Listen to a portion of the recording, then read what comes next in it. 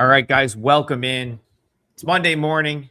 It's time for full court press. Robino, I saw you last prior to going to Allen Fieldhouse, and it's like that's there's life before you go there, and then there's life after you go there. So I'm a changed person since we last spoke on Saturday. I got to go to the Kansas BYU game. Not the outcome that I was hoping for as someone with BYU plus 4.5, though they almost got there at the very end. But what a tremendous experience that was. A much better day for me yesterday. I swept yesterday 3-0. So all in all, a good weekend. There's no way your weekend could have been as good as mine because you did not go to Allen Fieldhouse. But how was your weekend aside from that? Yeah, wait a minute. How about Chaffetz? Because St. Louis was rocking on Friday night. They destroyed that team. Yeah. Tulsa was great yesterday. I got both had tremendous crowds. Both those are two teams, and I'll say this if you can get to a St. Louis game or a Tulsa game in the next month, you should absolutely try to do so. Like if you're in the Midwest somewhere and it's a couple-hour drive, do yourself a favor, go watch that St. Louis team play in person.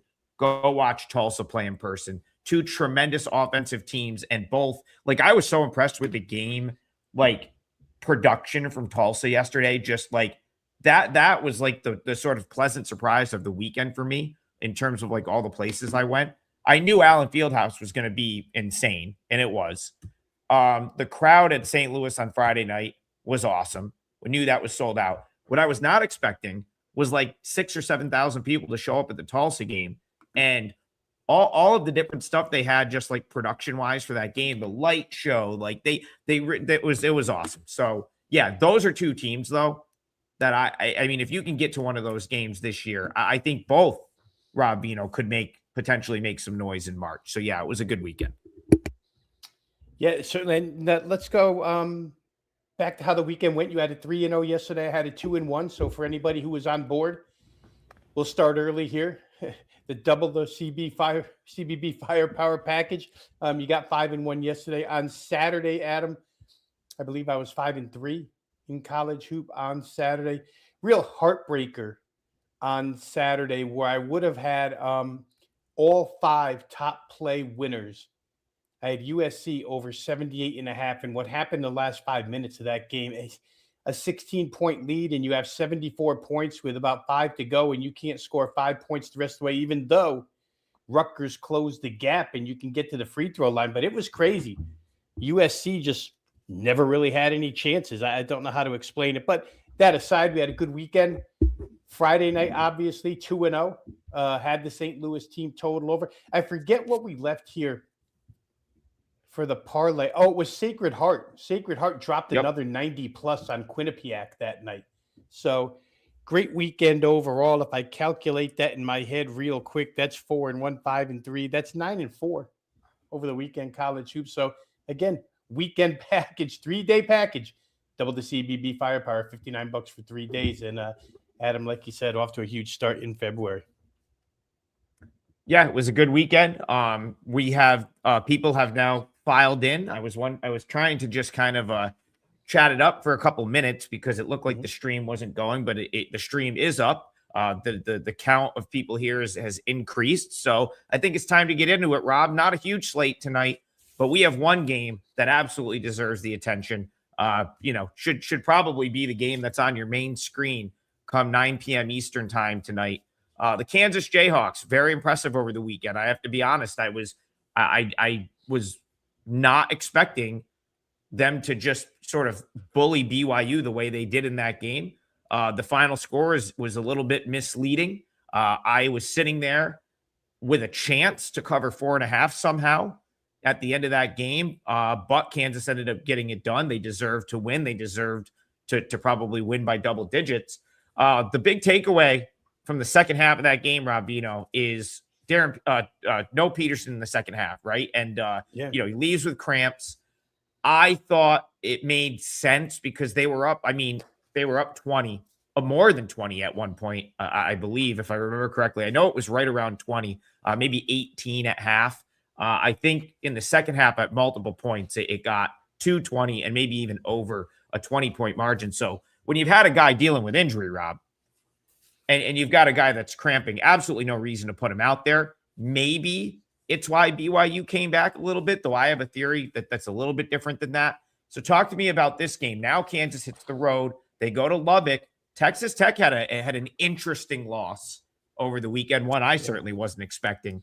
So how do you see this Kansas on the road tonight in Lubbock, Texas? Yeah, let's start with Kansas, Adam. It's a team that's red hot inside the Big 12 right now, 5 consecutive covers. It started with Iowa State in that blowout game, 84-63. It's bracketed by what happened Saturday that you witnessed, the 90-82 win against BYU, which wasn't really as close as the final score would indicate, like you mentioned, and they did a lot of it without Darren Peters in the second half. I think he sat the final 16 minutes or so. But Melvin Council Jr., talked about him earlier this year. What a pickup from St. Bonnie Melvin Council Jr. has been. And the starting group for Kansas put in a ton of minutes, put in a lot of work, got the job done against BYU. If I get to Texas Tech on Saturday, Adam, I maybe it's going to sound like I'm justifying this, but I'm just going to call it a Houston hangover.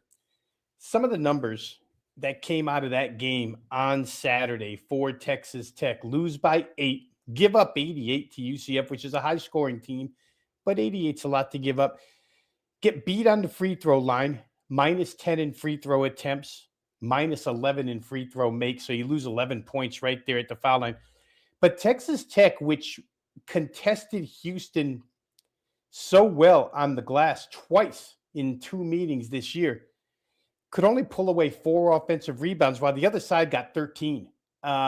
Central Florida, lots of second chances. Texas Tech just almost like they were gassed, had 13 turnovers, only forced 6. Not that they're a big turnover forcing team, but when you start to go over some of these numbers, they shot it really well, but it wasn't enough because they just didn't do the little things, the hustle things that I think Houston can take out of you because of the energy that you have to extend against Houston.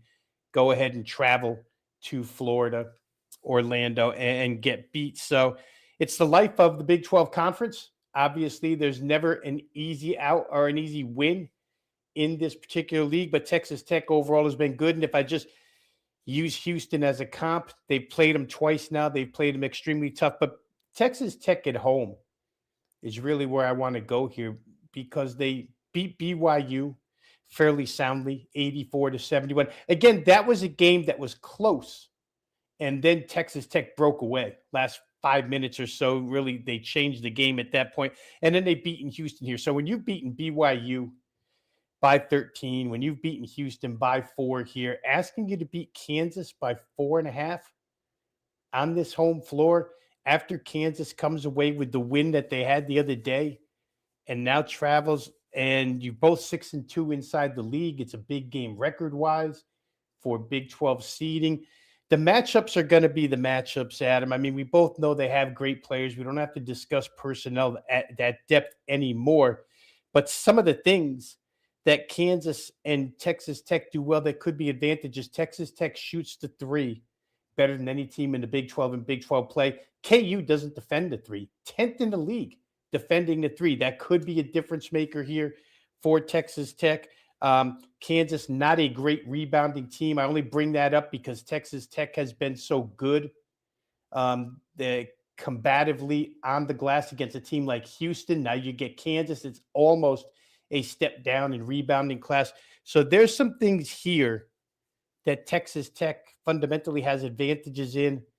Got to keep KU off the foul line. They like to get there. We'll see. I'd imagine Peterson gets his full minutes here, Adam, because for those wanting to back Kansas, say, hey, we just won at home with Darren Peterson playing half a game, and now he's going to play a full game. But I think Texas Tech's the right side here. It's a lot of situational college basketball, team off a bad loss, team off a absolutely terrific win, now has to travel. Other team gets to, atone for their loss on their home floor. I like Texas Tech here, minus the 4.5. Recent results at home have proven they can handle it. And I think the situation sets up nice for them. Yeah, I think that 4.5 number is probably pretty like what right. I think I made it 4.9. So I'm not surprised that it's in the 4.5 range. I feel like some people might be surprised that Texas Tech coming off the loss and Kansas looking as good as they did this weekend is like a 5-point home favorite, but I think that's about where it should be, Rob. And I think I lean your way just in the respect that if Texas Tech shoots the ball well and they can sort of ride that home energy here, and then the shots start falling, they could create some separation. Now, the interesting thing to me is like, yes, Kansas has this big win over BYU, but I think it's less likely for Kansas to let down for a couple reasons. One, you go back to Peterson. Well, I just pulled it up. It was 53-33 at halftime. Like I was sitting next to a couple BYU fans. Like there's like 4 of them right in front of me. And I feel like every other Kansas fan, like these 4, and that's credit to BYU fans because they're like the best fans. They're gonna ride or die with their teams no matter what. They don't get mad at their team. Like they're just cheering them on. And I'm like watching these 4. I'm like these 4 are like the only 4 people in the building that think BYU has a chance to get back in this game. And then I'm sitting back here with a Kansas zip up on, but I've got BYU plus 4.5. So I'm like, let's go. And it was weird. It was like BYU just kind of like lulled Kansas to like Kansas like pretty much felt like they had the game won. BYU started just chucking threes and hitting them. I think that's what Texas Tech might do right from the rip here. Like that's probably their path to like blowing this game open.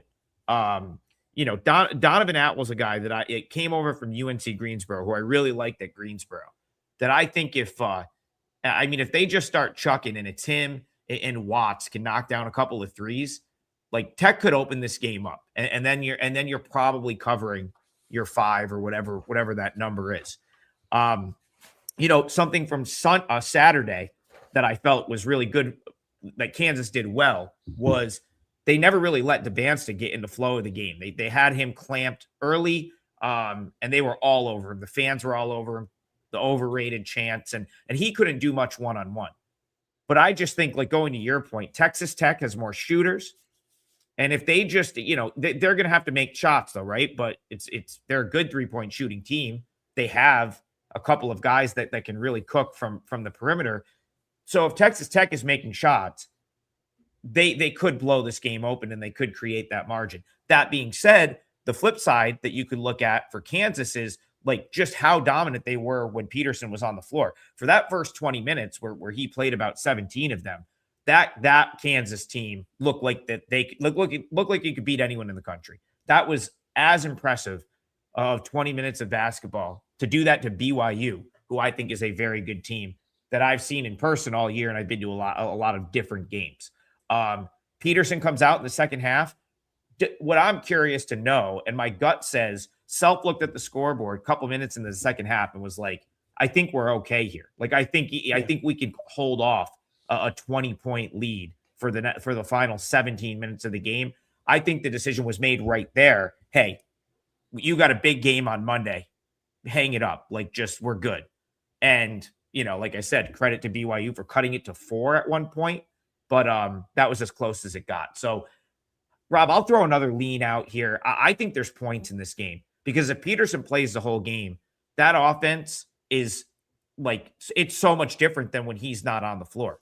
So I think I agree with your Texas Tech lean, but I'll add another one. I'll go over in this one, Texas Tech, Kansas, because I think if the threes are falling for the Red Raiders, you're probably going to have a high scoring game. Yeah, and where BYU is concerned, let's just get back to that for an instant, Adam. Against top quality competition this year, they've kind of shown that ability to dig a hole and get out of that hole and make it close at the end, right? You think back to the UConn game, they were in a hole, they made it close at the end. The prior game to Saturday against Arizona, we talked about the final 55 seconds in that game. They were in a huge hole, almost insurmountable. Somehow they found their way out. And then they almost find their way out against Kansas. It's almost like BYU has to learn how to be a little bit closer, throughout the game so they don't have to shovel themselves out of trouble. And to your point, I mean, on the Texas Tech side, You've got Christian Anderson, and these are guys that aren't small sample size. 165 threes he's thrown up this year, 44%, 43.6 to be exact from three-point range. Atwell, who you mentioned, Donovan Atwell, another guy, 165 threes this year, 44.2%. You've got Petty, who's put up 102 three-pointers, shooting 37%. There's so many options that, Richie Saunders had a big game Saturday. Adam, to your point about Kansas saying, hey, we're going to lock up the Bansta. And I'll just expand on what you said a little bit, that there's a lot of options to guard here, because we didn't even mention JT Toppin's name in the three-point shoot. I mean, are you going to guard the perimeter, which you don't guard well anyway, 10th in the league in guarding the three, or are you going to, if you focus on Toppin, these guys could kill you from the perimeter. So there's a lot more to worry about, I think, Texas Tech, as far as options are concerned, than BYU, where Cada is, kind of a alley-oop type guy or a lob guy on offense and not much else. While we were speaking, Adam, while you were speaking, this game went as low as 3.5. And then the 3.5s, almost every one of them got bought back to 4. So we went from 4.5 down to 3.5, back to mostly 4. There's still a couple straight 3.5s out there, but within this, 10-17, we've been talking about this game for about 9 minutes now. In that span of time, we've seen line movement both ways here. One group going KU, another group pushing back with Texas Tech again. Game did open 3.5 for what it's worth. Got to 4.5. And to the total, open 150.5, now staring at 154.5. So the money agrees with your look at the over in this game. Yeah, had to do a thorough one there. They'll probably clip this one, so we had to give them side and total. But yeah, and it's the game of the night, and on a Monday night where there's not as many other games, gotta give that one the full attention. Rob Vino, there was a point in time, although it feels like a distant memory to me and everyone in the 315 area code. Of course, I'm from the 518 area code, where there is a very large concentration of Syracuse fans as well. There was a point in time where this game on a Monday night would have been just as big of a deal. But Syracuse basketball has seen better days. You could say the same thing a little bit about North Carolina, though they're, I would say, having a fairly good season this year. Though I don't know that this is like to North Carolina standards what they would consider a great season. I think it's a good season, right? They're in the top 25, so that's good. Cuse calmed the fan base down finally over the weekend with the win over Notre Dame, because folks were getting ready to riot after the losing by 20 to NC State. So Cuse gets back in the win column. Now they have to head to Chapel Hill. Was not surprised at the fact that they opened a double-digit underdog. I'm a little bit surprised that this one has moved to where it is now. So Rob Vino, does Syracuse have any chance to pull the upset at the Dean Dome tonight? You know what's interesting to me, Adam, digging through, and I'm so glad that you have like paperwork all over when you're doing the show, because I'm that same guy. Like, I have paperwork everywhere here on this desk. But when I was going through this game this morning, it's interesting. We started this season, I don't know, a couple months ago. And in the early stages, November, December, let's talk maybe mid-December, we were talking about the height of UNC, right? And how big they are across the front line, and how they're going to be a little bit better defensively, and maybe there's more rim protection and more interior score, et cetera, only to get to this point in the year and find North Carolina just being North Carolina. 7-0 over the total. Their games are the last 7 games. 6-1 over the total is their team total last 7 games. They haven't scored less than 78 points in any ACC game so far this year. They played 9. UNC is the same, although differently built. They're the same dynamic offense. I won't say they're the same, vulnerable defense, but they're still not a great defense considering all of that height. Have to approach UNC very, very different nowadays. That's why this total went from 152.5 all the way to 156.5, because how else are you going to play North Carolina games anymore? You got to look at total first if you're over first, if you're looking at total. The Syracuse side, I'm going to say a couple of things here and have you explain them to me. We've talked about William Kyle a bunch, rim defender, et cetera, et cetera. It's true. They're fourth in the ACC in blocks or block percentage in ACC play. But man, they don't defend real well. Effective field goal percentage 11th from 2-point range inside the arc. They're 12th in the conference, which is kind of surprising because we constantly say here on the show that they should provide pretty good rim defense. The block shots are one thing, but you still got to stop the other side from scoring, whether it's mid-range or what it is. They just haven't been that good. Saturday, they go out against Notre Dame. They shoot lights out. A couple of numbers here. Syracuse has played 22 games. It's only the 7th time this season out of 22 where they shot 50% or better. It's the second highest field goal percentage they've shot all season. They were really, really good. And when you go down the box from Saturday and you start seeing, who did the scoring here, you say to yourself, man, these guys are pretty good. How come they're not better? Donnie Freeman basically didn't even contribute in that game. And we spent a lot of time talking about when Donnie Freeman gets back into the lineup, et cetera. So for Syracuse, a bit of an enigma on the defensive end. How much can they put up on the offensive end here to get this thing over the way everybody thinks it's going to go? They're going to have to score a little bit. Maybe North Carolina allows them to score a little bit because, like I say, they're 7-0. Their games are 7-0 to the over. Last 7. UNC is shooting the 3 really well this year.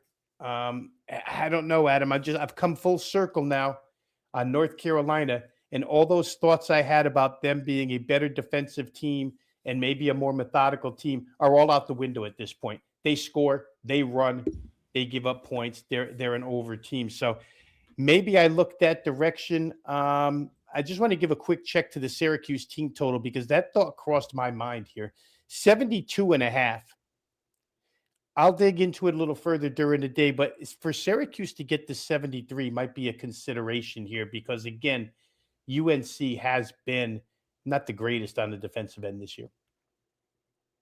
Yeah, I mean, I'll be interested to see what Coach Autry does with his starting lineup. Like over the weekend, he decided to bring Donnie Freeman off the bench. You have to wonder, Rob, if that has anything to do with the fact that their better defensive performances were when he was out with an injury. So if you go back to the Players Tournament, back, the Vegas MTE, that was like Thanksgiving, feast week time period. One of their best defensive efforts of the game or of the season was that game against Houston that they probably should have won, which, would have been a tremendous win for a team like Syracuse. And then the next day against Kansas, for the majority of that game, they were pretty good defensively. And then the game I went to, where they played Tennessee, they were tremendous defensively, probably their best defensive effort of the season in that game against the Vols, where they get the outright win as an 8-point dog in like a 60. I think both teams barely broke 60. So, and I left that game thinking, man, like this isn't, William Kyle's blocking everything. The defense is really intense. It's all man to man. And they're just locking up their opponent. And then Freeman comes back. The defense hasn't been as good. I don't know that he's the issue, but I think Syracuse has a lot of other issues in addition to like maybe, having regressed defensively. Now, over the weekend, do we think that was like some great defensive performance? No, I think they were just playing Notre Dame, who's been without their best player, right? Like I don't think that was just some like crazy defensive performance. It was a good effort by Cuse. They put up 86 points. They never really had, there was never really a doubt for them in that game. But I don't think like that having Donnie Freeman come off the bench is some genius idea that Red Autry just concocted here, right? So it'll be interesting to see what way they go. Does he bring him off the bench again and try to go like ultra defensive to start this game? Maybe to just, throw UNC out of their rhythm. But the problem with that, Rob, is how does Syracuse hang around with North Carolina if Freeman doesn't give them 20 or 25 points, right? You can't have a 7-point game from Freeman like you had over the weekend and expect to be anywhere near UNC in this game. So that makes it very challenging. I will wrap it up with this. just watching this team over the years, Syracuse, and in recent years when they've had bad teams, or what I consider to be teams like bad Cuse teams, this is the game. This is the type of the game like they tend to show up in this game on the road. No one really giving them a chance. Double-digit underdog. There was one a couple years back. I feel like at UNC, they maybe didn't. They played really good for a long stretch, and maybe they think they might have covered right at the end. But to me, I think you have to go back like 2 years for that one. It was a road game, Cuse at UNC. It was a Saturday afternoon. Point is, I wouldn't be surprised if they gave an effort here. That was a big win over Notre Dame to just quiet the fan base. I don't know that they have people back on the side of Autry, or that the fans are still not furious, but it was a good win and something to build off of. If Syracuse can defend at a high level here, which they have it in them because they've done it against Houston, against Kansas, against Tennessee. If they can do that, I think they can cover 12.5, which is where this is steamed to at this point. I don't know if this is going to make my card, Rob, but I do think that Cuse might be able to hang around in this game. I don't know if they can win, but I wouldn't be that surprised if this was more competitive than people think. All right, I got to go to Garth here. Sorry, Garth. That was a premeditated transition to Cuse UNC. So I'll get you in here. Garth donated. He says, we haven't talked much Big Sky ball this season. Yeah, that is true. I think, you know why, Garth? You know why that is? It's not a slight toward the Big Sky. I think it's because they always play a league slate on Saturday. And on Saturday, they're pretty much never going to come up in conversation unless you're really noisy in the chat. I don't know that Kelly Stewart really respects the Big Sky Conference. That's just what my gut says here.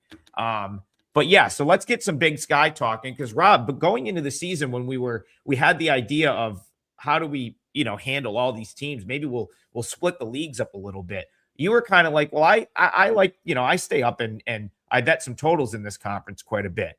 The game Garth wants to talk about specifically is Portland State, who was sort of running roughshod through this league, and then they finally had the game that was kind of like, they were always going to be due a little bit of regression, and it came in the Montana game. Over the weekend, I believe they caught Montana State without their best player, so maybe a little bit more regression for them, but they still won the game because Montana State, I think, only put up 54 points. Do you see kind of Portland State getting back to what they were prior to the Montana teams? Because I don't think they played their best ball against Montana and Montana State the last two times out. And it was still close, and they still did what their trademark has been. It's very, very interesting to see Portland State evolve into this dominant of a defensive team inside league play, Adam. Portland State is one of those teams over the course of the last couple decades where they're just up and down the floor and scoring points.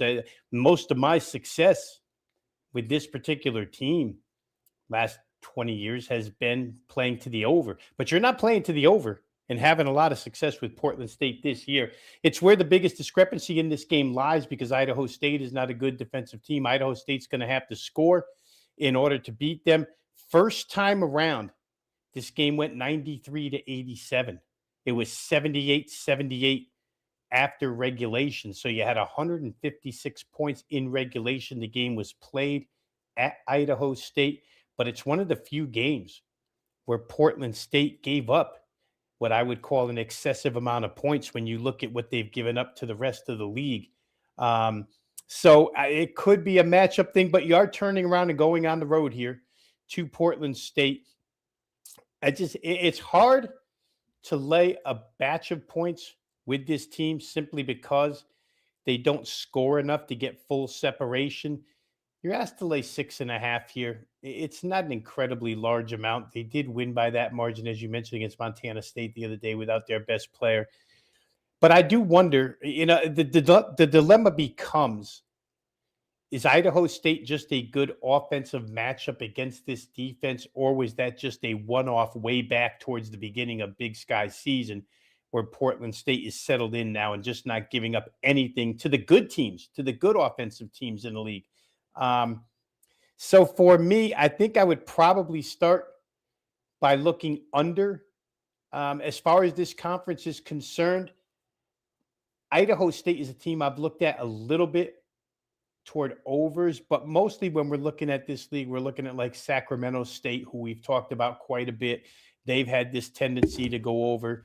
We're looking at Eastern Washington, we talked about earlier in the year, Northern Colorado, et cetera, a lot of over teams, because that's generally what I like to play. But if I were going to start here, I think maybe you have to look over. Portland State probably doesn't give up 78 to this team again today. So for Garth, I would say if the number is low by modern day standards, 137.5, 138, and sometimes it's difficult to keep these games under. So with the first result, I somewhat shy away, but I do think Portland State is 7 points better than Idaho State at this point in time. Portland State just does every single thing well on the defensive end, and nobody's been able to rattle them for about 8 straight games now. So that would probably be my best look. Portland State here, who has a chance. Honestly, I don't think they will, because I think Montana's better. But they do have a chance to win this league this year. They're one of the top contenders when Big Sky tournament time comes around. Yeah, you pointed out the first meeting. There was 24 extra points in that meeting because it went into overtime. So the interesting things for me, like about the first meeting, right? Idaho State, I believe, was up big in the second half at one point. Took a kind of a big comeback by Portland State to force OT, and then they go and win by 6 in overtime. So that's certainly encouraging if you like the Idaho State side, is the fact that like that first game, I mean, you could make a pretty strong case that Idaho State should have won. Now, what's not to like about the Idaho State side you brought up is the travel you'll get in this league sometimes. Every once in a while, you get hit with the double road trip, right? Where you're going Thursday, Saturday back to back, and then you come back and you have to do Thursday, Saturday back to back in again the following weekend. That's tough in this league because this league covers some ground, right? Like, I mean, it's not so much the mileage traveled, but these are not, Pocatello, Idaho, like Orem, Utah, or wherever. I don't know if it's Orem. It's the other one, where Weber State is located. The point is, Flagstaff, Arizona. Flagstaff, Arizona, where I was last year, for a Northern Arizona game, all the way out to Sacramento, California. Like, these are not Greeley, Colorado. These are tough places to get to. So having to play a 4th straight road game, which is what Idaho State is being asked to do here, is not easy. I mean, this would be the probably the toughest spot for them on this sort of swing of their schedule, right? Last week, they go to the Montanas. That's a tough trip, having to go to Bozeman and then to Montana on Saturday. This week, they go down to Utah to play Weber. Now they got to go to Portland State. That's a Saturday, Monday. So they did give them the week in between the trips, but still, that's a tough trip, Saturday, and then having to hang out Monday for this game, 4 straight road games. So that's tough for Idaho State, but I still think Portland State might be a tad just like inflated on the number, right? They had such a hot start to league play. I'm kicking myself for not playing the Montana game because it made like so much sense to fade Portland State in that spot. And then over the weekend, they benefit by Montana State not having one of their top players. I think if Montana State's at full strength right there, maybe Portland State struggles again in that game. And then on top of that, they weren't like overly impressive in that win. So I want to like the points here with Idaho State, but I don't know if I can get there with the fact that they're going to be playing their 4th straight road game. It's the back end of like a road back-to-back. And like you said, Rob, if the Portland State defense, which has been so good, can clamp down, they might be able to create some distance on their home floor in this game. So it's a tough one. I maybe lean under just because I think that first game got out of control and then had 5 extra minutes and 24 extra points tacked on to the score. So maybe an underlean for me there. Okay. Real quick promo, double the firepower CBB package. Myself and Rob, we had a really good weekend. Rob promoted at the top. That's up on our page. I'm sure we'll each have something for tonight. It's a light slate, but there's a lot of good games And we're going to keep rolling right through. We have a big time back and forth going on in the chat about this next game. I'm gonna do it again. I don't even know why I'm gonna try to say it, but it's not Jadogis, Bayou. Spell it out for me phonetically in the chat, please. I know you can do that. It's Nacogdoches, Texas. The point is, McNeese State is gonna hit the road, Rob. And if you remember, we talked about McNeese's very first conference road game in detail on this show. And in that game, I gave out incarnate word. And before that game, I said, I am going to make a conscious effort to fade McNeese on the road in conference play when they play the better teams in this league.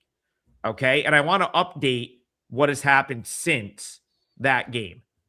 So we hit outright with incarnate word in that first game, right? They were like an 11-point underdog, something like that, and they won the game outright. We then cashed against the spread the next time it came up with Houston Baptist or Houston Christian, whatever the hell they call the school now, right? I think this app might still have the wrong name. But anyway, that one covers. And if you remember that game, they had McNeese on the ropes as well. McNeese didn't really create that. That 10-point final was only created right at the end. I mean, Houston Christian was never really, never really worried about covering that game. McNeese then had 4 straight home games. So the spot didn't come up again until mid-January.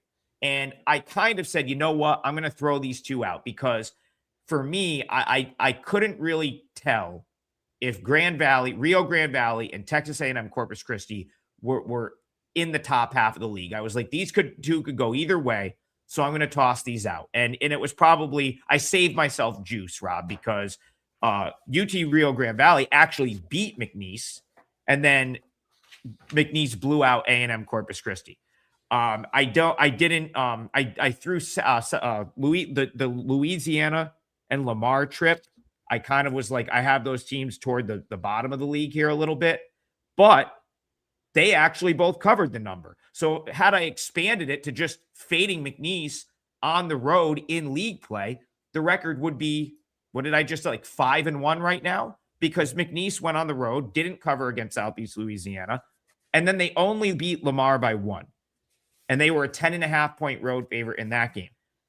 Now, that's a long-winded intro to get to this game, but I wanted to illustrate the point where after hearing me talk that out, you think, oh, Trig, Stephen F. Austin's a no-brainer tonight, right? Because they're arguably the best team in this league. They're at home. They're coming in 19-3. They're awesome. But Rob, this is what happens in sports betting, right? Suddenly, we're not getting McNeese with like an 8-point cushion, a 10-point cushion, a 12-point cushion. Now we need Stephen F. Austin pretty much to win this game. And that's where I might have to back out of this strategy. So I see you, Bayou. I know he loves Stephen F. Austin tonight. And I see like the pro Stephen F. Austin sentiment here. But I don't know if I can get around the fact that a few weeks ago, I might have been getting 6 in this game. I might have been getting 6.5. Maybe between 5 and 6. And now suddenly I basically need Stephen F. Austin to win this game to cash. That's where I might have to back out. So even though I see the merit of like, this is a really good team at home, McNeese has struggled a ton on the road against the spread in conference play. I don't know if I can get there with that number. So I don't know. Talk to me about this game and help me make sense of this one. Well, let's go back to the first meeting. They played already. Like you say, that game was in McNeese, 66-64 McNeese. Stephen F. Austin hangs in there the whole way. And here's for Bayou, and maybe he could help here. To me, the head-scratching part of this particular line movement in this game was the fact that the total went up. There's not one single thing inside conference play, the Southland, that Stephen F. Austin doesn't do better than just about everybody in this league. The numbers of, the number 1 appears next to their name in multiple categories defensively here. Where McNeese, block shot team, probably covers up some form of defensive weakness. at times, but I would say that I'm on board with Stephen F. Austin here. I mean, it's just been an incredible run for them. Back when we were talking about McNeese, Adam, I think BP was even still on the show. And we were trying to figure out who's going to be any good in this league aside from McNeese. And I don't know that at that time we actually put Stephen F. Austin on the pedestal that they should be put on now. To go to McNeese, to come within 2, they got beat up on the free throw line in that game. And when I say beat up, it's just because they had twice as many free throw attempts against them. 13 for McNeese, only 7 free throws for Stephen F. Austin. And what's interesting in that game is McNeese is the best free throw shooting team in the league. And they only made 8 of 13 in that game. So they probably could have won by a couple extra in that contest.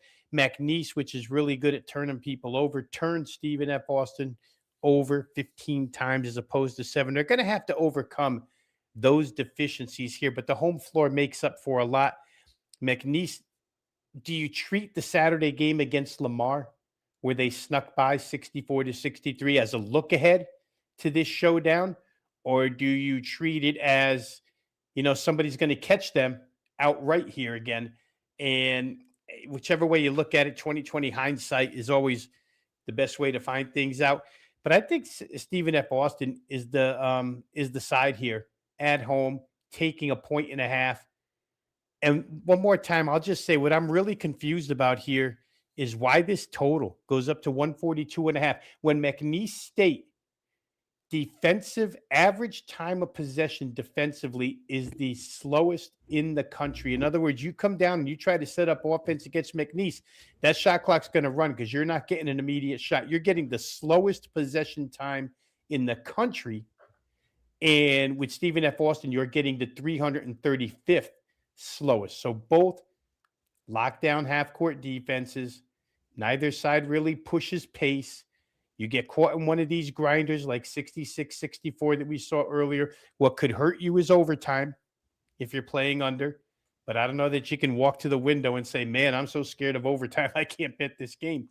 142.5 seems awfully high to me. So in this contest, I think I would play under, and I'd look to Stephen F. Austin to avenge what happened earlier. I think at this point in time, they probably can. And real quick, Adam, the one thing that you said earlier triggered a thought. You said that McNeese State is now in a price range where all we're asking them to do is win the game. And we just saw this Friday. We talked about it with Michigan State. Michigan, they have to lay double digits every night. They can't cover. They're 0-7 against the spread. But then when only asked to lay 1.5 and win a game, guess what happened? They won the game pretty convincingly on the road in a venue that's going to be tougher than what Stephen F. Austin is going to present. I venture to say Breslin Center is a tougher place to play. As tough as it might be to play in Stephen F. Austin, not the same. Yeah, listen, I think it'll be a phenomenal crowd tonight. It's gonna be a great atmosphere. Rob, I'm with you. I like the under here. I don't really want to have to pick between McNeese being in a good value spot and showing up here, and Stephen F. Austin and the crazy home crowd with the great home record. I don't really want to pick between those two things, but the under makes so much sense. We saw the first meeting; it was cagey. McNeese did as good of a job on Keon Thompson as anyone has done this year, really. And if you look at Stephen F. Austin's games, I mean, Keon Thompson he is the offense for this team. He's what makes the offense go. The last few games, 15 points, 27, 26, 20, 15, 15, 16. The last time he didn't score double digits in the game, McNeese State, 8 points, 3 of 10 shooting. They had him locked up all night in that game. And so if they could do that good of a job on him here, which I don't see why they wouldn't be able to at least sort of roll out a similar game plan, make someone else beat them. I don't really want any part of Stephen F. Austin, especially now, 1.5. I think that you'd be taking a bad number. I think you'd be taking a bad number there. I do lean toward the under. That's what I think. Under is probably the way I would look there. Rob, I think I gave out the under in the first meeting when those two teams played, and it went under by a mile. So I'll just call for a similar game. Someone says, Trigger, who did your makeup this morning? That's probably the lighting here. I've got these like little lights. I wonder if I have the setting wrong. Do you want me more tan? Are you looking for the tan setting? Should we go with the hybrid? I don't know. I think it's probably the lighting here.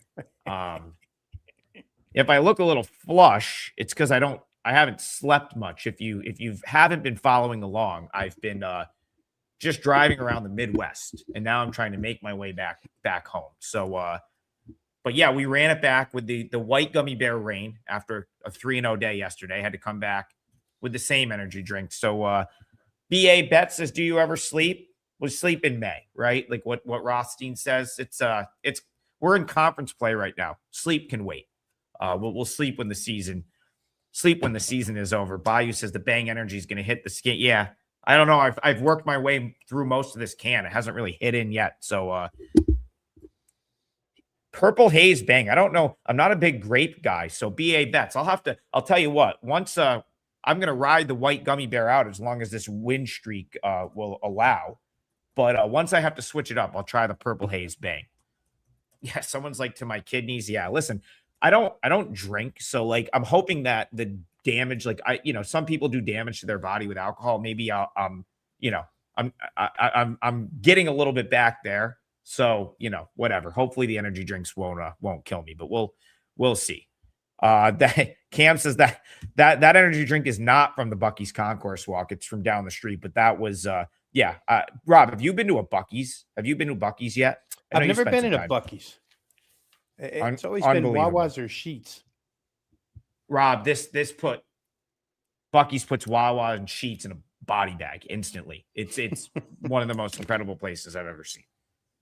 Yeah, unbelievable. All right, back to the games tonight. Rob, we got about 13 minutes left. We're going 2-teamer today. Do you have any idea where you want to go with the parlay? Yeah, I'm going to roll this way, Adam. When I came on the show, my every intention was to go ahead and play Bethune Cookman, Alabama A&M over the total of 142.5.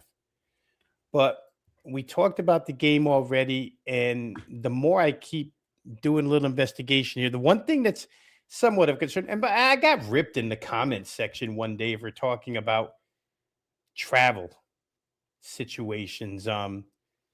Somebody was coming at me for, it's only an inch of ice and everybody's going to the game. And yeah. I think when we talk about travel, we're not talking about I defended you there, Rob. They were trying to say that like the ice, you were like, oh, the ice isn't going to matter. They're like, you don't know what an inch of ice does. And I said, my sister went to Duke. You would have to have, the world would have to be ending for that building to not be completely packed for a Duke game. So I had your back there, Rob. Sorry to interrupt. And even further, I think when I talk about it in that context, it's always about, does the team have difficulty flight-wise, et cetera, getting to the venue, not the fans, and how, we put chains on our tires. I mean, I grew up, I know what it is. Syracuse travel to Chapel Hill tonight probably got a little bit dicey along the way. I mean, I've read a couple of reports, but everything seems to be A-okay. And the more I think this game through, the more I think this underdog side, Syracuse, getting above their team total tonight is the right way to go. It's priced so low, 72.5. And every team except one has gotten to 73 against UNC in league play.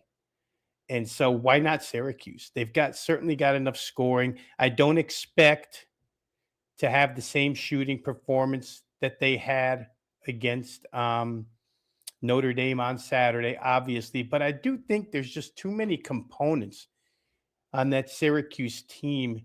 And they could get blown out here, Adam. This final could be 95-74. And I could care less if they get over 72.5 points here. I just think that's the magic number. Like I say, UNC has been allowing it because they've just been scoring and either winning by wide margin or winning high-scoring close games or losing high-scoring close games. And the other thing I'll add to it is that I know it's 6 days away, but Duke is on deck for UNC. And the UNC-Duke look-ahead is always a factor no matter what. So for me, I'm not going to worry about whether or not Syracuse can contend within 11 and a half points, but I do think they can get to 73 here. So that'll be my leg of the parlay. Syracuse team total over 72 and a half. Yeah, I co-sign that. I think Cuse is going to hang around. And I think if you like Cuse, that you're probably going to need that many to cover anyway. So I'm with you there. I am going to go. Well, in the meantime, before we move on, did you have something to say about Bethune Cookman, or were you not going to go to that game because I kind of cut you off there? Well, yeah, and real quick, it still could make the card. I'm going to dig just a little bit deeper, but Reggie Theus's team is certainly they're the class of the league right now, especially on the defensive end, which wouldn't correlate to playing a game over. However, Alabama A&M has been such a good, efficient offensive team, and on their home floor, you always expect a little more out of them. I think they can give them half a go here. I don't know that they'll stick within the number. It's been bet really heavily toward the Bethune-Cookman side so far this morning. I think we saw a rise from 1.5 to maybe 4, and rightfully so because Bethune-Cookman has been that good. Last Monday, I went with their team total over, got there with ease. I think they can score on anybody in this league. So if I start with that, if I start with, say, 78 out of Bethune-Cookman, can I get the rest? Can I get, 65 out of the other side? I don't know why you can't with Alabama A&M. As good as Cookman's numbers are defensively inside this league and everything they did in the non-con, prep them like it does so often for Southland and SWAC teams for this, which I should put MEAC in there as well. The teams that play the really, really tough paydays to get ready for conference season. I think Alabama A&M having the home floor here and being as good as they've been efficiency-wise on their home floor is good enough to probably find their way to 68, 69. When I put it into proper context like that, mathematically, it just seems like an over game to me. So still may make the card, Adam. I'm going to check into a couple other things, but that was a consideration of mine for those in the chat that, like to take. I sometimes I drop more than one thought here when it comes to parlay time. If you're taking note of them, that was one that I had here today. Yeah, you've very much nailed the Bethune Cookman thing. If you go back to earlier in the year, I said, man, like they definitely have probably the best players, but I felt like the top half of that SWAC was very strong, very like evenly matched. And I remember you kind of saying like, nah, this Bethune Cookman team's like marginally better from a talent standpoint. And it's been like completely correct. They've stood out. They're 7-1 in league play, and with Doc Bradley back, I don't even know that the books have fully like adjusted to like how good this team is with him back. Because it's like, something like that kind of gets lost in the shuffle. That's not a huge name. He just came from another SWAC team last year, but yeah, 7-1 in league play. It almost looks, when I watch Cookman, it almost looks like they can name their score in a lot of these games. Yeah. And it's like, the one game we were both on where you ended up getting your team total, but I failed to cover by like a point or two. They kind of went to sleep. Like he put some of the backups in. Oh, that's right. It was the Alcorn State game. So like they only won that game by 11, but they were so much more dominant than that. And then, last time out though, against like an Alabama State, you could see that they wanted to make a point, right? That was because Alabama State won this league last year. So that was a game where you could see like, Cookman really wanted to make a point, and they go out and win the game on the road and win it easily. I just, there's no way I would bet against them at this point in this league. Like unless it was like you were getting a great number to do so, they're a lot better than the rest of these teams. So anything pro Cookman, I think I can get down with here. All right, Rob, I think I know where I'm going to go here. All right. We got national TV tonight for the Patriot League. And for a league that's in my backyard, I got to be honest, I have not done much with this league this year. I'm usually very, very involved in the Patriot League. This is a league I typically bet a ton. I haven't bet it much this year because I think all of these teams are awful. Like I think this is like I think the Patriot League is as bad as it's been. Like as bad, like from a talent perspective, and the fact that a lot of these teams just aren't very good basketball teams. That's why I haven't been involved with the Patriot League much. Now, Navy is having a really nice year. They're 9-1, but the books have known this about Navy since the beginning of the season. There really hasn't been you haven't really gotten much value trying to bet on Navy. The problem is I haven't felt like I wanted to bet against them. And it's like, you know what I mean? It's been hard for me to find good spots to get involved in this league. That being said, I think we have a situation here where I am willing to buy low on a team that I thought was going to be the team pressing Navy at the top of this league this year, and that's Boston University. If you go back to the beginning of the season, we did a show, and I said the Patriot League is a 3-horse race this year. It's going to be Navy, it's going to be Colgate, it's going to be Boston U. The rest of these teams are awful. I've nailed 2 of the 3 components. This league is Navy and it's Colgate. No one else is close to them right now. Navy 9-1, Colgate 7-3. Yes, there's some parity, and some of these other teams are in the middle. Like Lehigh got a nice win over Colgate over the weekend. But I'm telling you right now, those 2, it's Navy, it's Colgate, it's everyone else.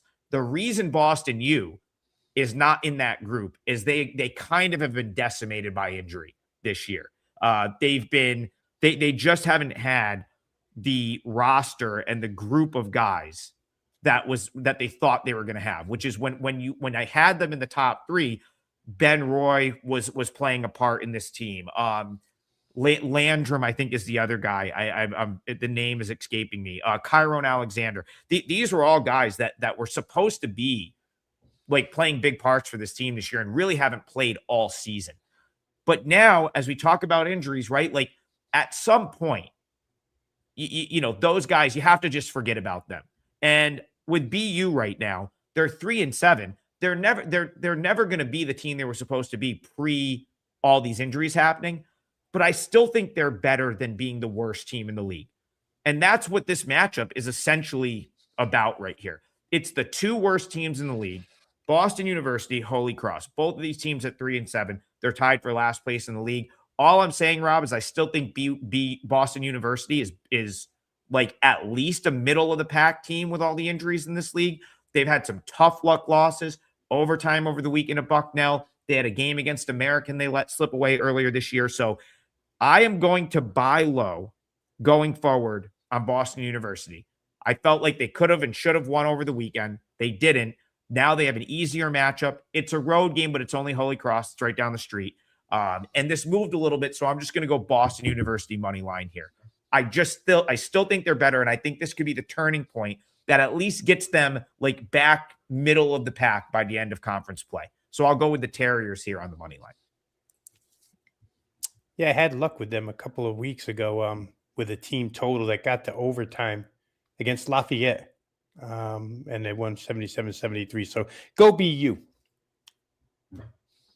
That's right. That is the some great. My sister went to undergrad at BU and then she went to Duke, and she was an athlete at Boston University. So she knew some of the players, and that was, man, those BU teams when she was there was Pat Chambers as the head coach, and was it John Holland? Like one of the better players they've ever had at the school. They went to the NCAA tournament, lost a game to Kansas. I believe they were a 16 seed. But yeah, BU, I don't really think they've really been back since. And it's too bad because this was a team. I thought this was the year BU gets back in the NCAA tournament, and the injuries have just straight up let them down. But like I said, I think this is the time you buy this team. The pendulum has swung way too far.